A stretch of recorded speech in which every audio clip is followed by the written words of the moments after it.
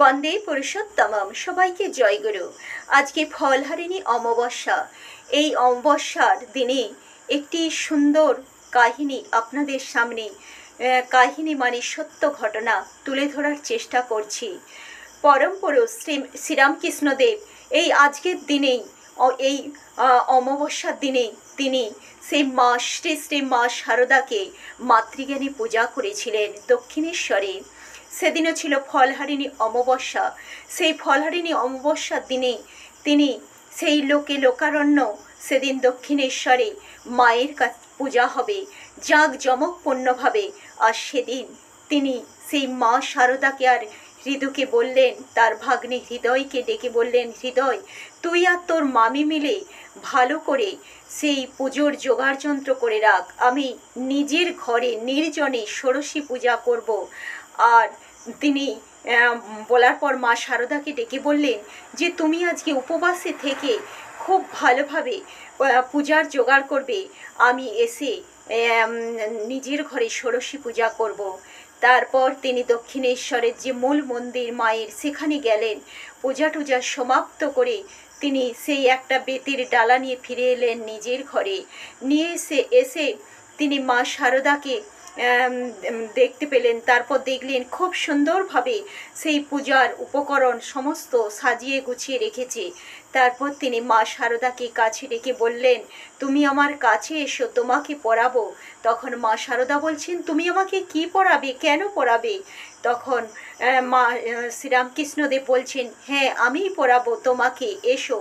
বলে তিনি সেই মালা পরালেন। এই প্রথমে সিঁথিতে সিঁদুর পরিয়ে দিলেন, লোলাটেও সিঁদুর দিলেন, তারপর মালা পরিয়ে দিলেন।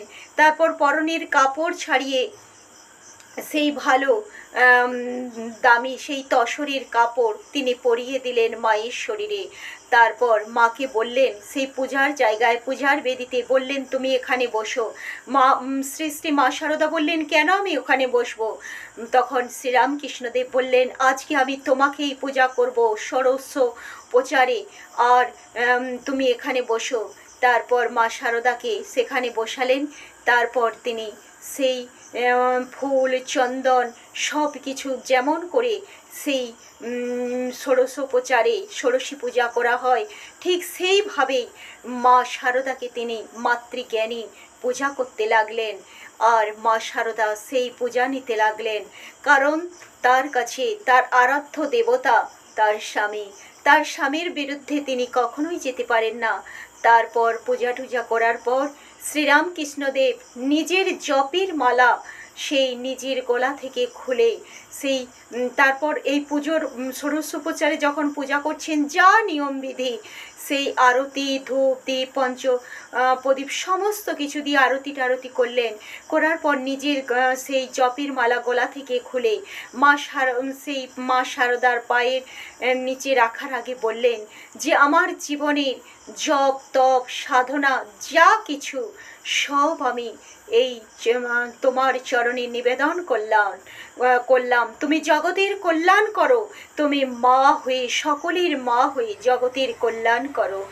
আর আমি তোমাকে তাই বলছি, তাই চাইছি, তোমার কাছে এটাই আমার কামনা, এটাই আমার আশা, তাই আমি আজকে তোমাকে পূজা করলাম। তারপর সেই শ্রীরামকৃষ্ণদেব মা শারদাকে প্রণাম করলেন নিজে। তাহলে আমরা কি বুঝলাম? যে প্রতিটি নারী মা হতে পারে। আজকে আমরা শ্রী শ্রী রামকৃষ্ণদেবকে দেখলাম জগতের বুকে যখনই তিনি আসেন লোককল্যাণের জন্য তিনি আসেন। সত্যিই তাই, লোককল্যাণের জন্য সবাইকে শিক্ষা দিয়ে গেলেন। স্ত্রী মানে শুধু সেই তিনি ভোগের বস্তু নয়, তিনি আমাদের কাছে প্রণম্য শ্রদ্ধার। সমস্ত নারীর মধ্যেই কিন্তু মাতৃভাব লুকিয়ে আছে।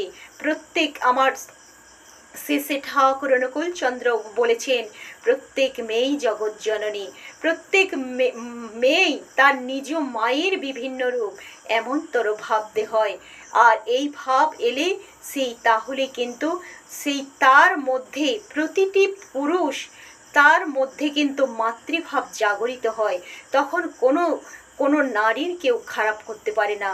তবে পুরুষ যাই দেখো নারীকেও সেই মাতৃভাব আনতে হবে, তার অন্তর বিকশিত করতে হবে দয়া মায়া প্রেম ভক্তি ভালোবাসা দিয়ে। তবেই কিন্তু এই ফলহারিণী অমাবস্যা সার্থক রূপ নেবে।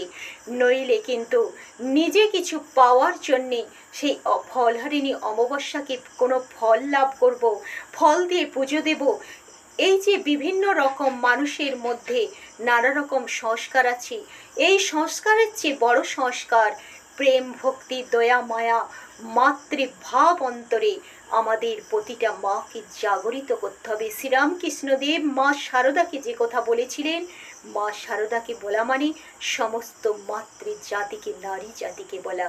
তো আজকের আমার আলোচনা এখানেই। যদি ভালো লাগে অবশ্যই লাইক কমেন্ট শেয়ার ও সাবস্ক্রাইব করবেন। সবাইকে জয় গুরু, সবাই খুব খুব ভালো থাকবেন।